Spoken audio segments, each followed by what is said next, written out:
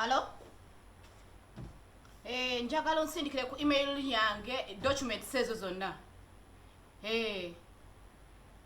Njagala ozisindike nga ziri detailed bulungi sagala mu kyonna like sagala kusanga mu kintu kyonna kimisingamu.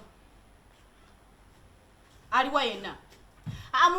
Mugambe namugambye asindike details ezo ku email yange simanyi lwaki yazisindise mu email ya COO.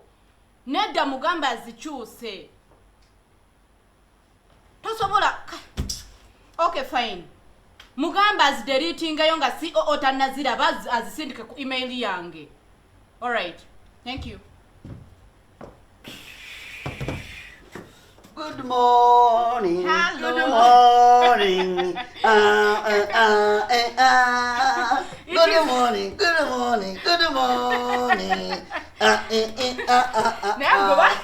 Bakusasira kunji jako stress kumacha chichi. Nzolaba. Njagala nkwata stress ezikuluma. Nzambale. Zirumenga munze. Olaba You know ono omuwala ali so lazy. Ateta tate. Mzee mwali. Ali so lazy namugambye asindike details ziri like any information je twamweleza juza je editing. Namugambye azisindika ku email yange nayo kimanyi azisindise mu ya mukama waffe. Kati ibi bijja kubavunya. Mzee ajja kuvuma gwe oyo mwana namulaba alina talina magezi. Olulala wano basaba fayiro yagitwala n'agiteeka mu kabini waggulu. Choka fayiro nagimuwanga manya agenda jiwayo wa mzee. Okutuukayo mzee yagimanja natagitwala nga. Kino bikempapula oba bamuwandiika lwa favor. Oli yotya naye. Wamaje ndi oli yotya. Okitegeera atonyiga nawe. Bonyigo ntonda bukira bu. Nesagala nyiza gwe. Ebinyizo byonna ebyalinyiziza gwe binyize munze. Titi. Kino nali kikugambye. Ofanana mama wo. Oba tata wo. Kale kubona ko wafanana yesimye. Gwe basi wakoze emirimu batonda kolori wano neguno mulimu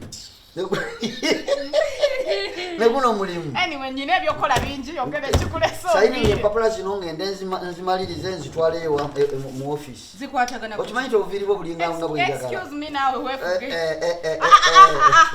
stop it ogenda kulya ebyange obimalewo sikulimba gwe nze nkubulira mazima wandi netsonye munange nkubulira mazima let me just sign for you the papers and you go okimanyi nti omusala gwange ogw'omwezi guno gwonna njagala ogundire mpulire ndya gy'ogulyambwe gukulakira ndeete toothpick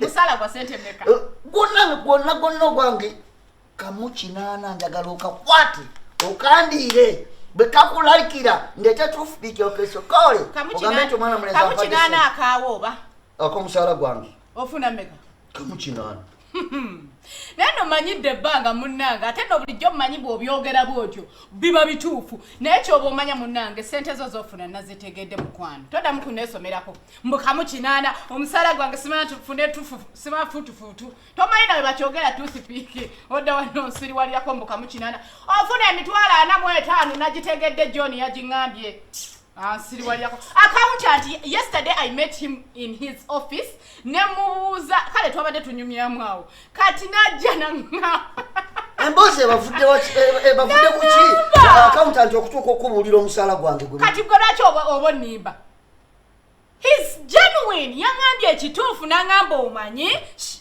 Shakira ono tafuna sente bweziti ezo zenfuna because he's my friend. Your friend? Yes. Mulabika mwine enkolagana ey'enjawulo. No, tukwata. Atuuka okutandika okwogera sente zenfuna ng'azikubuliranga. Yes. How are you? Good, how are you too? Ntegere ntananya ku kachai. Mbutuufu abadde tannanywa. Good morning, sir. How are you? Simanyi era omuleetedde mata. Omuleetedde mata. Ate mwe abafuna omusaala omunene maama abantu balina okunywa amata. N'ebyokulirako tebiriiko. Ate fe abafuna emitono maama tunaayogera rawa. Obuyinza wabujjawa.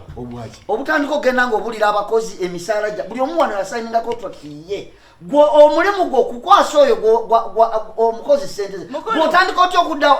Empapula zo mazo zisayininga. Tomanyira.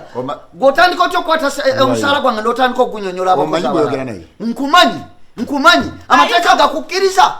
Amateeka gakukkiriza okuddira sente zaffe n'otandika ozibuulira buli omu. bwe nali signing contract wali omulago na signing ko naye oli okotandika okuwasana bw'oba okwana omukazi kwana mukazi byo towesoma bw'oba okwana mukazi kwana mukazi byo tewesoma mfuna sente meka ana metano no jacket ko bwe bwetabo